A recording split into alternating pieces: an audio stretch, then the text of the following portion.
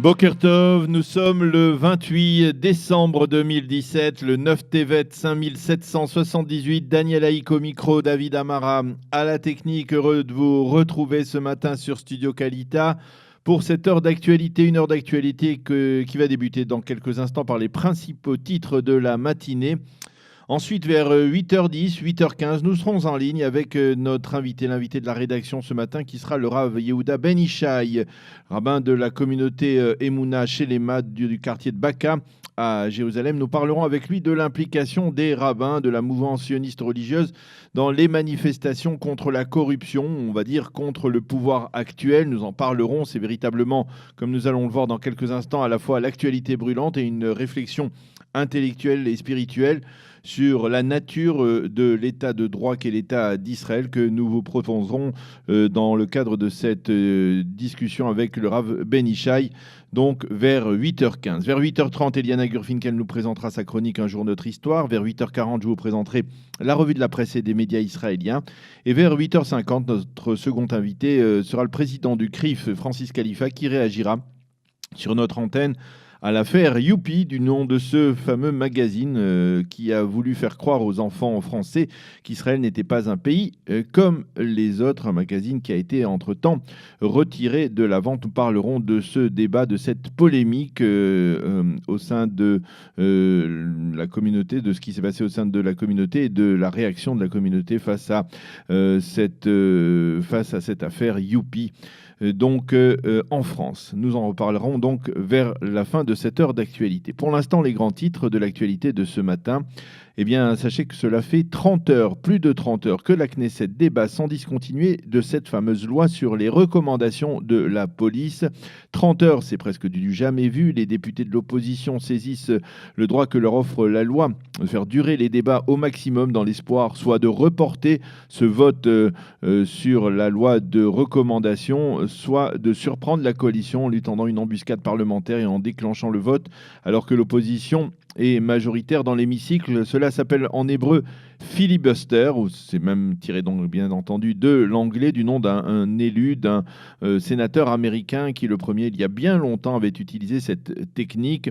Ce débat interminable a donné lieu à certaines scènes assez cocasses au Parlement israélien, puisque certains députés à bout de souffle ou à bout d'arguments ont décidé de lire des poèmes et même des extraits de la Bible pour faire passer le temps. Pour vous donner un exemple, le député Miki Levy du parti Yachatid a parlé pendant plus de 2 heures ce matin, entre 5h et 7h du matin, à la tribune de la Knesset, dans un hémicycle qui était quasiment vide, à l'exception d'un député et d'un ministre, parce qu'un ministre doit absolument être présent dans le cadre de ces débats. Finalement, les estimations sont que la loi initiée par le député David Amsalem, cette loi sur les recommandations de la police, sera votée par la coalition gouvernementale, peut-être dans le courant de l'après-midi ou en début de soirée. Le principal obstacle, à savoir la mise en application de cette loi dans le cadre des affaires judiciaires du Premier ministre, ayant été levé il y a déjà plusieurs semaines par Binyamin Netanyahou lui-même.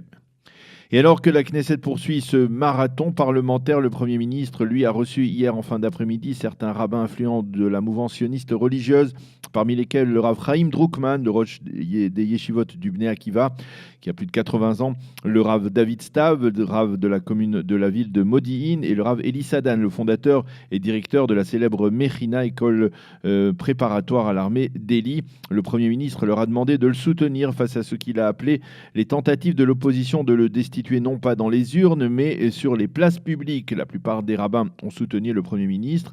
Le Rav Sadan a même critiqué les enquêtes autour des cigares et du champagne en affirmant « Cela fait 20 ans que le Premier ministre consacre tout son temps au peuple juif et au peuple d'Israël jour et nuit. Qu'est-ce que quelques cigares dans tout cela ?» Fin de citation. Et pendant ce temps, le président de l'État, Reuven Rivlin, lui encourageait les Israéliens à descendre justement dans les rues pour exprimer leur protestation contre la corruption. Une déclaration qui a très vite suscité la critique de la part de certains élus de la droite israélienne qui reprochent au président d'attiser la tension entre les composantes de la société au lieu de jouer son rôle de rassembleur dans cette société israélienne déjà bien clivée. Le Premier ministre Benjamin Netanyahou a reçu hier à Jérusalem le chef de la diplomatie japonaise Taro Kono et ce dernier l'a invité à Tokyo et pour y rencontrer dans une tentative de relancer le processus de paix, le raïs palestinien Mahmoud Abbas. Ce sommet, dont la date n'a pas encore été fixée, serait également parrainé par les Américains qui dépêcheraient sur place Jared Kushner, le principal conseiller du président américain pour le Proche-Orient. Le chef d'état-major de Tsahal, le général Gadi Eisenkot, a été la cible hier de très vives critiques provenant essentiellement de la droite israélienne après avoir rencontré mercredi dernier l'ancien Premier ministre Ehud Barak au domicile de ce dernier au cœur de Tel Aviv, non loin d'ailleurs de la Kiryat, l'état-major israélien. Selon certains recoupements qui ont été effectués par la chaîne 10 de la télévision israélienne, cette rencontre se serait produite peu avant que Barak n'exprime ses très vives critiques la semaine dernière envers le gouvernement Netanyahou et ne mette en garde contre des actes d'insubordination au sein de l'armée et du Shin Bet, des propos qui avaient été tenus par Barak dans la vallée du Jourdain lors du festival de la banane. Nous en avions déjà parlé. Ehud Barak a répondu à ceux qui ont fait ce lien et il a affirmé que son discours n'avait aucun rapport avec sa rencontre avec Gadi Eisenkot. La météo pour terminer ce premier journal. Le temps sera partiellement nuageux avec une légère hausse des températures. Il fera 16 degrés aujourd'hui à Jérusalem, 22 à Tel Aviv et 25 degrés à Eilat. Nous allons marquer une pause et on se retrouve tout de suite après avec l'invité de la rédaction, le Rav Yehuda Ben Ishai.